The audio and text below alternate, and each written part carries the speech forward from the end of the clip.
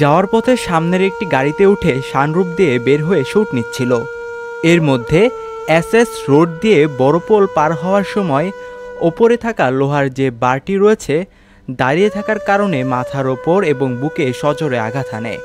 উল্টো হয়ে ফিরে থাকার কারণে সেও বুঝতে পারেনি, যার কারণে আঘাতটা সরাসরি তার মাথার পেছন দিকে লাগে।